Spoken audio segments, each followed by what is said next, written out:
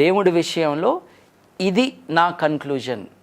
దేవుడు ఉండే అవకాశం లేదు. ఏ దేవుడు? మీరు మాట్లాడుతున్న దేవుడు. ఎటువంటి దేవుడు? సృష్టికర్త అయిన దేవుడు. లేదు, సృష్టిలో ఉన్న సంఘటనల్ని దగ్గరగా మానిటర్ చేస్తూ ఇన్ఫ్లుయెన్స్ చేస్తున్న దేవుడు. ఆ శక్తి కానీ ఆ కాన్సెప్ట్ కానీ is not meaningful, it is not justified, it is not logical, there is no link to reality అని చెప్తూ ఉన్నది నాస్తికులు. కేవలం నాస్తికులే కాదు, హేతువాదులు. కేవలం హేతువాదులే కాదు, మానవవాదులు.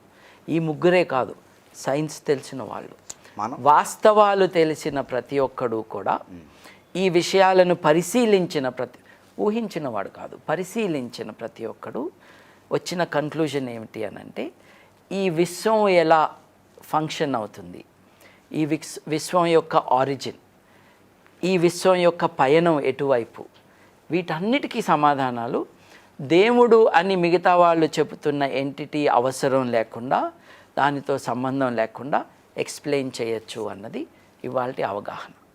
ఇప్పటి వరకు ఈ ప్రశ్నలు మతం ట్రై చేసింది ఆన్సర్ చేయటానికి, కానీ మతానికి పరికరాలు లేవు, మతానికి ఓపెన్ మైండ్నెస్ లేదు, మతానికి ఎగ్జామిన్ చేయటం రాదు. మతానికి ఉన్నది కవిత్వం, పురాణం, వాటి మీద కట్టిన గుళ్ళు, గోపురాలు, లేకపోతే మసీదులు, చర్చిలు. అది కాదు జ్ఞానాన్ని తెచ్చుకోవటానికి మార్గం. దానికి జ్ఞానాన్ని తెచ్చుకోవటానికి మార్గం భౌతికం, ఫిజికల్. అది తప్పించి ఇంకోటి లేదు.